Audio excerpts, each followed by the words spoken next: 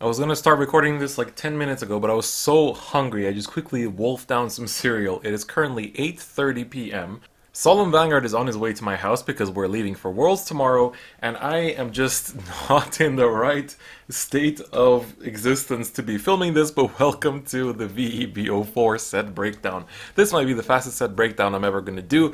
I'm going to have to kind of just jump through everything and try to list only the important things here and there. So let's see how this goes. This is probably going to be pretty damn different from the usual stuff. Anyway, we're going to start with Great Nature. Here's the the Axle marker. That's the only non-Force clan this set. So Great Nature, I'm putting third, usual thing, you know, least favorite to most favorite, Let's just get into it. So, VR, School Hunter Leopold, has Axle marker. Very nice. First skill, if you have a grade 3 in your soul, this unit's auto abilities activate 2 times. Very good.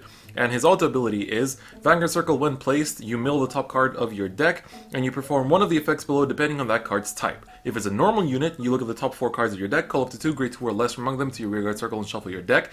That's really nice. You can also select, like, basically anything that's grade 2 or less. It can also be like Cray Elementals and stuff like that. There's no restriction on whether it's Great Nature or not, so this card is really good in premium. And then second skill is if you mill a trigger unit, then he gets plus 15k and plus 1 crit, so basically becomes a stride with a crit, which is pretty good, especially if you're going first, so that's also quite nice.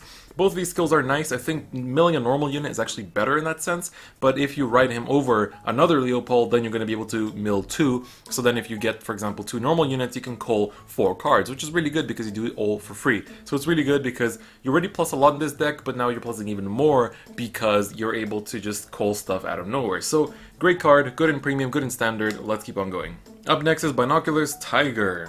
This is the grade 2, he does have the Origin Rare version as well. Vanguard and Rearguard Circle skill, when it attacks a Vanguard you can count almost 1 if you do put the top card of your deck into your drop zone, and then you do one of these effects depending on what it is. If it's a normal unit, you draw a card. If it's a trigger unit, you choose one of your opponent's rearguards and retire it, and then 3 of your units in your front row get plus 5k power. So it's really good. Arguably the trigger skill is actually better, but I guess because you mill the trigger, you get something nicer out of it, so that's also good. But even drawing a card, you know, in Great Nature is also nice, but considering how much the deck draws already, I don't think it's super amazing, but still very nice card. Up next we have the Hamske chain, so we're going to go over the entirety of all the Hamskes just for the record. So grade 3, Pencil Hero Hamske. When placed on Vanguard Circle, if you have a Pencil Knight and a Pencil Squire Hamske in your soul, you can discard 2 cards from your hand. If you do, you get an additional Axle Circle. You search your deck for up to 1 Pencil Knight and 1 Pencil Squire, call them to rearguard circles and shuffle your deck. So it's nice in theory that you can just write something, discard 2, get an extra Axle Circle, and then call 2 cards anyway, but, you know, Solemn Vanguard already went over this, why the card isn't all that good, and also, when you look at all the topping lists in Japan, basically none of them play Hamske either, so it's it's an interesting concept, and I hope they go further with it in the future, but sadly, it's not all that great. Then the grade 2, Pencil Knight Hamske. Rearguard Circle of your Vanguard is Pencil Hero. He gets plus 3k, has a continuous skill, both on yours and your opponent's turn. Then his second skill is during the battle that he attacked anything. If you have Pencil Squire in your soul, then he gets plus 5k power as well. So plus 18k, plus 8k power rather. Very nice, cool card, but, you know, very dependent on the previous parts, so that's kind of annoying. So last card is Pencil Squire. Rearguard Circle, if your Vanguard is Pencil Hero, he gets plus 4k, so again, that also applies during your opponent's turn. And then at the end of your turn on Rearguard Circle, you may Soul Blast 1 and put this unit into your soul. To search your deck for up to 1 Pencil Knight, reveal it, put it into your hand, and shuffle your deck. So that way you call this, at the end of turn, Soul Blast 1, put it into your soul, search the grade 2, ride the grade 2, and then when you ride the grade 3, you're able to, you know, accomplish the skill basically, but you're losing out on a turn of doing stuff with Leopold, so that's also kind of, you know, questionable. But that's the Hamske line for standard. I think they're interesting cards. I just think that from a competitive standpoint right now, running Bison is a better choice. And actually on that topic, we're going to look at Bison next. So Armed Instructor Bison, Vanguard and Rearguard Circle skill, also has the Axle marker. When he attacks anything, you may count almost 1, and one of your other rearguards gets plus 5k until end of turn, and if this unit is in your Vanguard Circle, you also stand that rearguard. So to me this is already better, because even on Rearguard Circle, it's a count almost 1 to turn something into plus 5k power. Okay, it's not that good, but on Vanguard Circle, you get a restand, which is really nice, especially in Standard, where, you know, haha, Standard. So this is a nice card in my opinion. It's good to ride first. If you don't have the Leopold, it's not that big of a deal. Whereas with Hamske, if you don't have the other Hamskes in your soul, you're just riding a vanilla for the sake of getting an Axle Circle. So I think this is better by all means rather, because whatever you call in the Axle Circle, you can just restand and swing again, and also gets plus 5k, so it's really cool. Sadly, you don't get the, you know, the usual kind of Great Nature, you know, draw a card and then retire that unit playstyle anymore, but Bison is a good card and I do like him.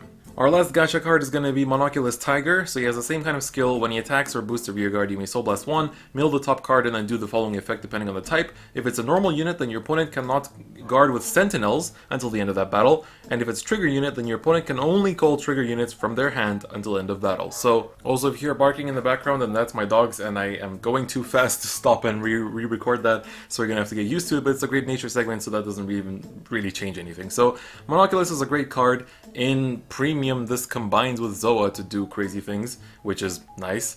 But in Standard, it's also very good because it's a cool guard restriction. The way that they handle it is also nice. I mean, if you mill a trigger unit, it doesn't really do that much, honestly, because usually people are guarding with triggers, whether it's a perfect guard or whatever in Standard. So it doesn't really change that much, but it's still a cool card, and I do like it for that. Then the draw PG is the Cable Sheep.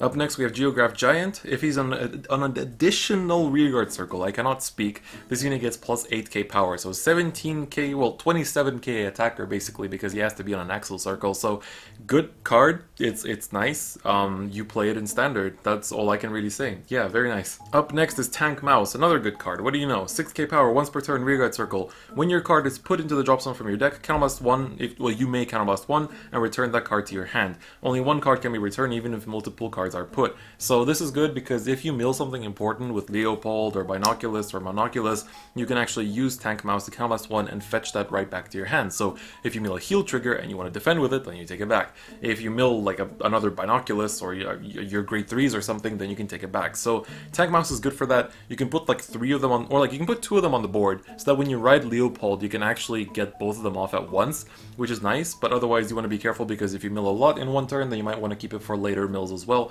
and not be too hasty with what you're taking. So it takes the gacha concept a little bit further. Next is Heavy Brain Mormodon. So this is a grade 3 with no Axle Circle.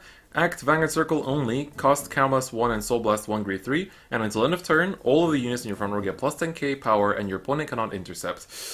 If this was on Rearguard Circle, or like Vanguard and Rearguard Circle, sure, would be great, but riding this when you don't get an Axle Circle, that's questionable. Up next is Toolbox Wallaby. When he intercepts, he gets plus 10k until end of that battle, plus 10k shield.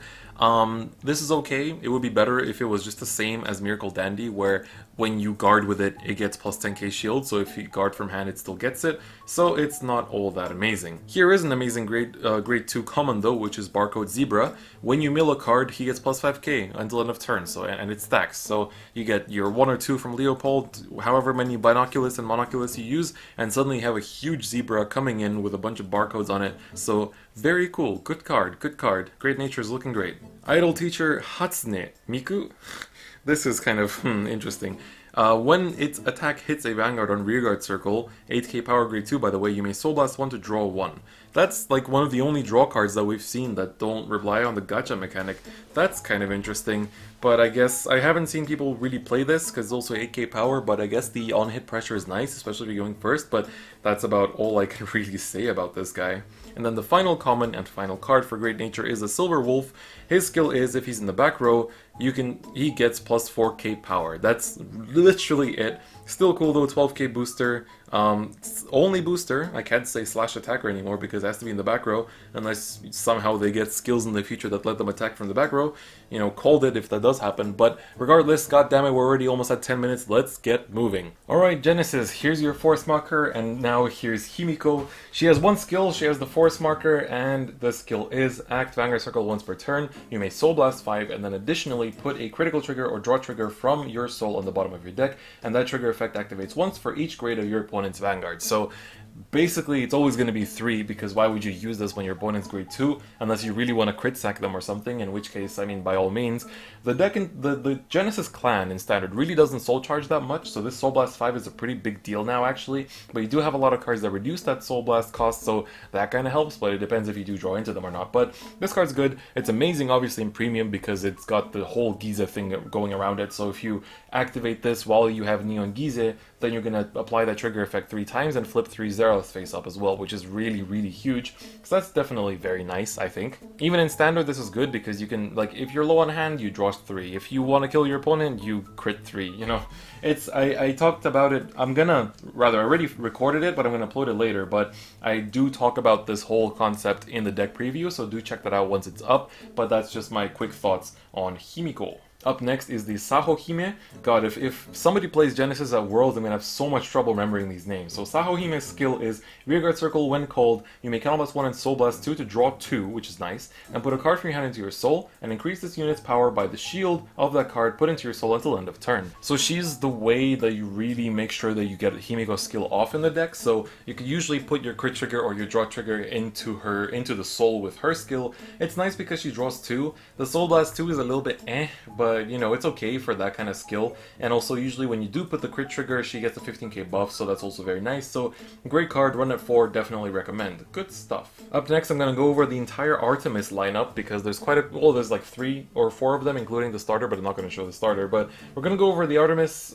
cards because they have a different mechanic. So the Battle Deity of the Night Artemis has the Force Marker, and she's a grade 3. Continuous, all of your units with Divine Gauge cannot be chosen by your opponent's card effect, get plus 5k power, and the trigger effects that this unit gets. So Divine Gauge is kind of like Armed Gauge in Tachikaze, and the way that you generate them we'll see when we go over the Artemis cards. But this is nice because they cannot be retired, essentially, or bound or put into soul or whatever. They get plus 5k power, which is both on yours and your opponent's turn, which is pretty big, and any trigger effect that you put on Artemis will also go to them. So it's like, it's basically like it's kind of like Ultima in a way. So that's pretty cool. Then her second skill is Rearguard Circle. When placed, you may put a card from your soul face down as a Divine Gauge for this unit. So that's how you generate them. So you call this down, you take a card from your soul and put it face down as a gauge. So that's literally how it works.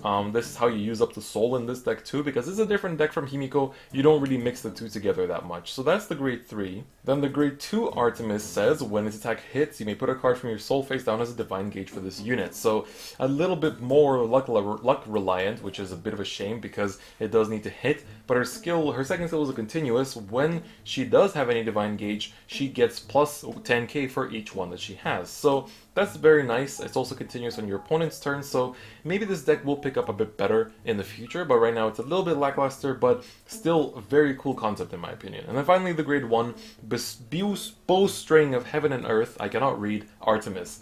When she attacks or boosts, you can put a card from your soul face down as a Divine Gauge for her, so she also gets the gauge without relying on luck, so you can just call your grade 3s and then boost with your grade 2s, I guess, with your grade 1s to get a bunch of Divine Gauge on your whole field, so that's pretty good. But then her other Rearguard Circle skill is Act. You may counterblast 1 and discard one of this unit's Divine Gauge. Choose one of your opponent's Rearguards in the same column as this unit and retire it. So if you plan, let's say you already have one on her beforehand, so then when she boosts, you're going to get another one on her anyway, so you can just convert that 1 gauge into popping one of your opponent's Rearguards. So, like I said, these cards are really nice in theory, but they just need a little bit more support to become better. So I was expecting honestly more than just 3 cards for them in this set, but unfortunately they didn't get it. So that's a bit of a shame, but I mean, what can you do? Up next we have Iwanaga Hime. So her skill is Vanguard and Rearguard Circle act once per turn. You may Soul Blast 3 to draw 1, put a card from your hand into your soul, and increase her power by 2 times the shield of the card put into your soul until end of turn. So I don't think she's as good as the Saho Hime, I think the grade 2 was, I'm not sure. But I don't think she's as good because you only draw 1 and then you have to put it immediately, so that way you're not actually plussing. You just get some more power, but it's also more soul blasting, so I don't think it's really all that good in comparison. So I think there are better grade 3s, and I know that there's better grade 3s in this set that you can run as backup for Himiko instead of this, unfortunately. But she does have the force marker, so that's one thing.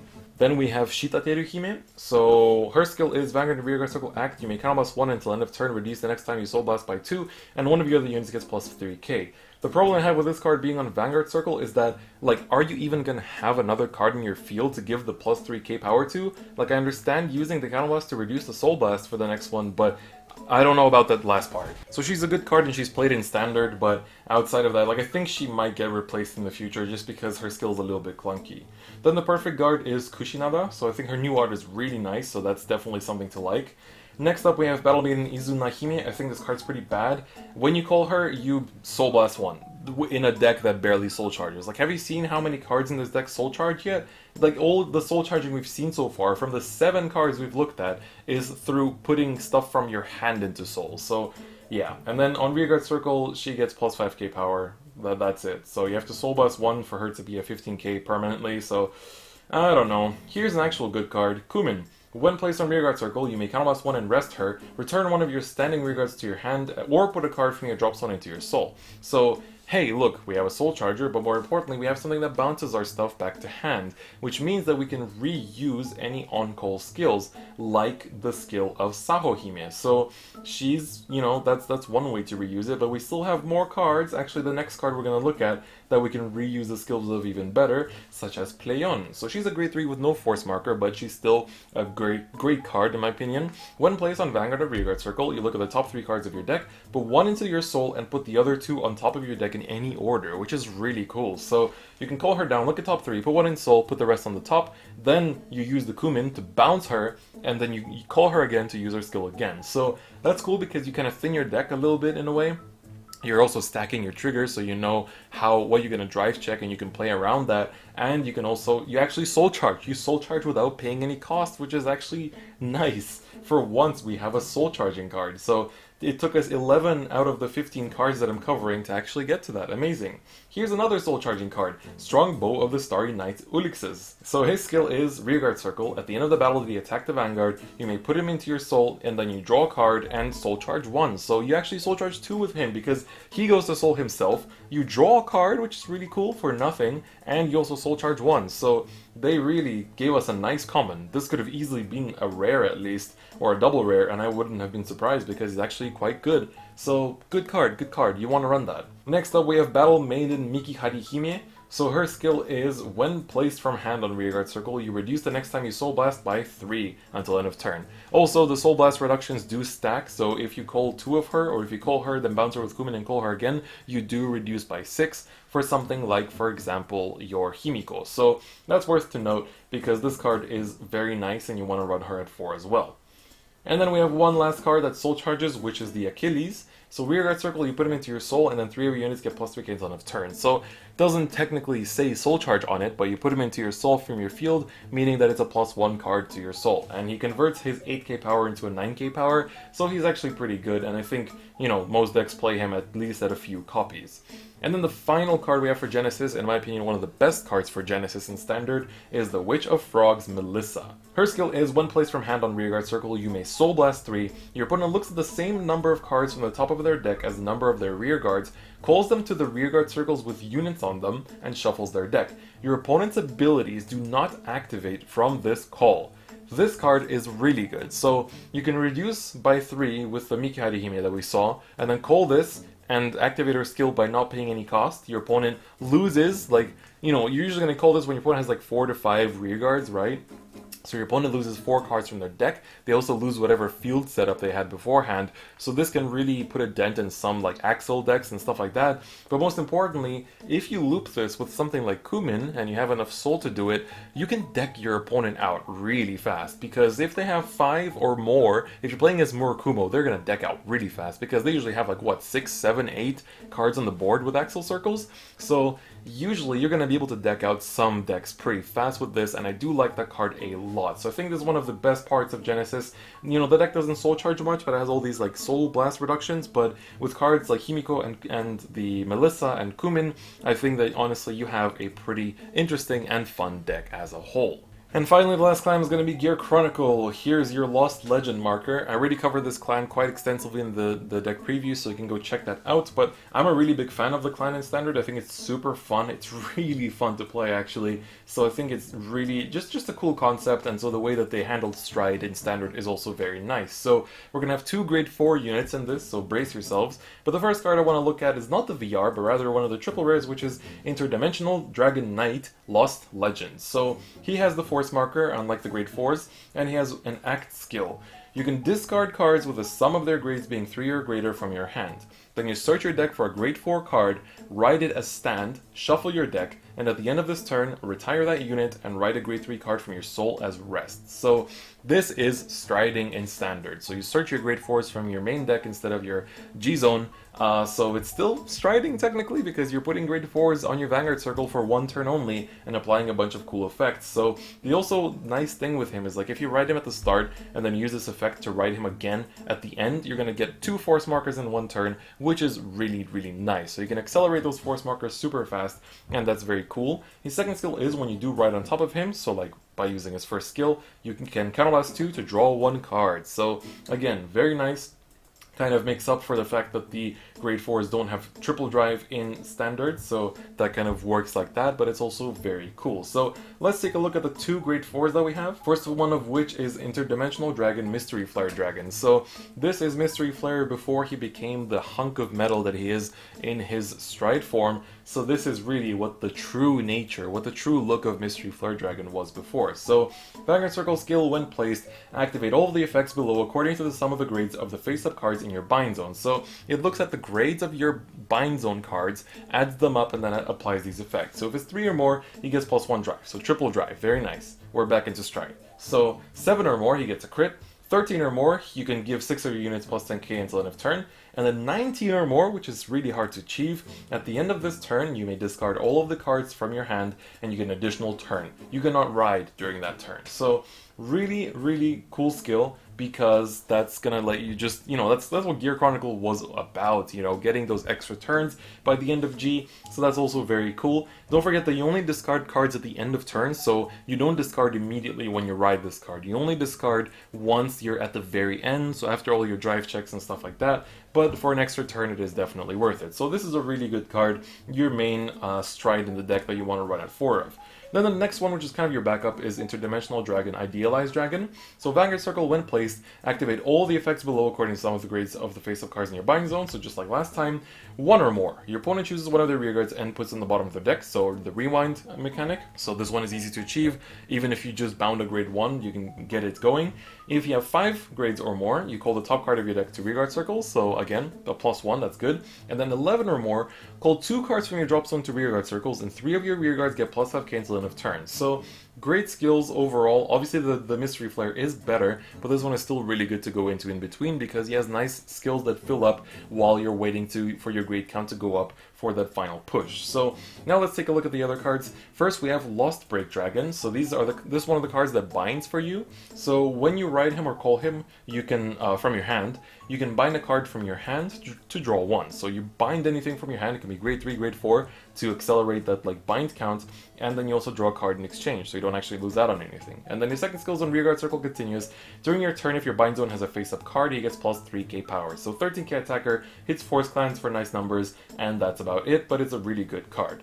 Then we have Castilia, who is the Perfect Guard, so the kind of Steam Guard aesthetic is still there, very happy to see that. Then we have one of the only other grade 3s in the deck, which you don't actually run, but it's there, which is the Escrew Dragon. Vanguard and Rearguard Circle skill, also he has a Force marker. When he attacks a Vanguard, you may counterblast 1, bind one of your other rearguards, then choose one of your opponent's rearguards with grade less than that card and put it on the bottom of the deck, and if that card was put on the bottom of the deck, you draw a card. So that's nice because you get to spin something, you get to draw a card, and you get to bind something on your side, which is also really nice because you can also accelerate that bind count.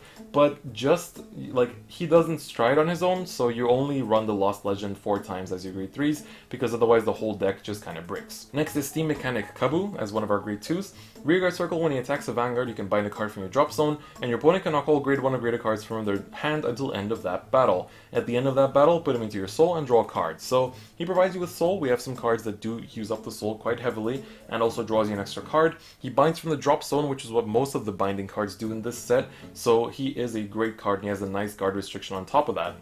Up next we have Wedge Move Dragon. This is the Stride Fodder. You heard me right. So his first skill, first is not the Stride Fodder skill, but Vanguard Circle only. When his attack hits, you bind a card from your hand to draw one. So again, same as the Lost Break. Very cool skill. Second skill is in hand. When this card would be discarded, it may be discarded as a grade 3. So this is literally a Stride Fodder. So whether you discard it for Lost Legend or whether you discard it for striding, it's gonna happen. So really good card, honestly, just fun. I'm so glad they printed a Stride Fodder in Standard, it's so great. Up next is one of our other grade 3s with no force markers, Steam Expert Zedix. When placed, this unit gets plus 10k until end of turn, when placed on Vanguard, so already a big no-no. But Rearguard Circle, when your Vanguard is placed, one of your Vanguards and this unit get plus 5k until end of turn.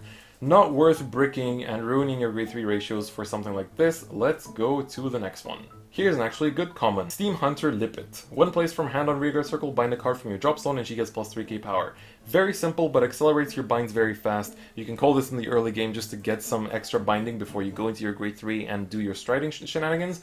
The other nice thing is that even if you ride grade 3, you don't have to stride immediately. You can call cards like this, but do your binding and then go into your grade 4 to activate the effect, so that's also very good. Up next is Gun Bezel Dragon. So this was the one that was revealed in the BCS Eindhoven. So when he attacks on Rearguard Circle, you can counterblast 1 and he gets plus 5k until end of turn for each grade of your Vanguard, and at the end of that battle, bind this unit. So pretty good, but the counterblast 1 is pretty heavy because you want to use basically all of your counterblast for Lost Legends second skill, so you can't really be wasting it on cards like this too much, unfortunately, but it's still a cool card. Up next is Steam Fighter Anne. Act Rearguard Circle once per turn. You may counterblast 1 and bind a card from your hand. Choose a Rearguard in your opponent's front row and put it on the bottom of the deck, so that's nice. Then you call the grade 3 that we looked at from your drop zone to Rearguard Circle. And then if Memene, which is a grade 1 we're going to look at later, is on your Rearguard Circle, you may write it as stand instead of calling it. So that's referring to Xerix, so the grade 3, so you can kind of skip a grade, which is interesting, but I mean, I wouldn't really do that because it doesn't have a force marker, so I think it's a bit of a waste. I guess his like on ride gaining 10k is kind of like to make up for not having a force marker, but it's not worth wasting your slots on those two cards for the sake of a skill like that. Up next we have Steam Scara Kalane.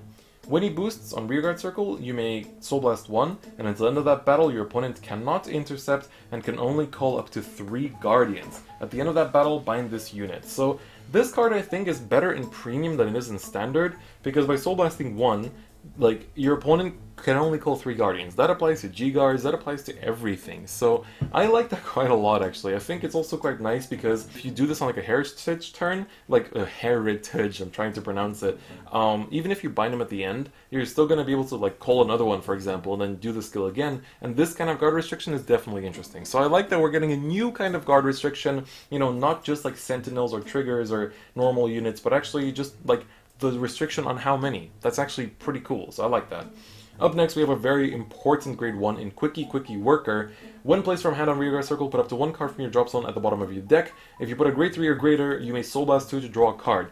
Very important because you go through your grade 4 super fast, and then sometimes you just like draw into all of them, you don't have any left in your deck and you can't stride. So you do need to run this. I ran it at 3 in my deck preview, but I would change it to 4 now because I realized that she's really important, and I realized which other card I could actually put down from 3. So this card is super good and definitely needs to be run at 3. I mean at 4, because she really helps the consistency of the deck and not just kind of bricking and being a vanilla kind of deck for one turn. So very good card. You know, you want to put back your grade 4s. That's just the very simple way of saying it. And then our final card for this set and for Gear Chronicle and for everything is Steam Fighter Memene. So Rearguard Circle once per turn. When your Vanguard is placed, draw a card and discard a card from your hand. If you discard a grade 3 or greater, 3 of your units get plus 5k until end of turn. So really cool because every time you ride, whether it's from deck or from hand, you're going to be able to filter by 1 card. So that's really cool because you can draw into the right pieces, you can draw into the right cards that bind your stuff, you can draw into the right cards to like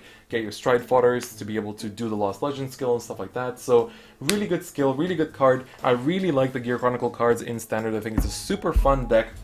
But that is going to conclude this section on Gear Chronicle, and it's actually going to conclude this entire set breakdown as well. So I only have a few minutes until Solemn Vanguard arrives, so I thank you very much for watching. Sadly, I don't have the time to do a proper outro, but I hope you guys enjoyed this very fast set breakdown anyway. We still hit half an hour somehow, but I guess it's kind of hard to talk about, like, what, 45 cards in less than, you know, half an hour, which I think is still pretty cool that we managed that, so I guess props. But anyway, that's going to be it for me today. Please do watch the stream of Worlds. It's probably going to be the day after I upload this, I think. Probably, maybe. I think so. But anyway, I hope that you enjoy the stream. Do click the bell button. Do check out the second channel. Do check out my social medias. I'll be posting a lot there, especially on Twitter. And then do join the Discord channel if you haven't already. But on that note, I'll see you guys next time. Bye-bye.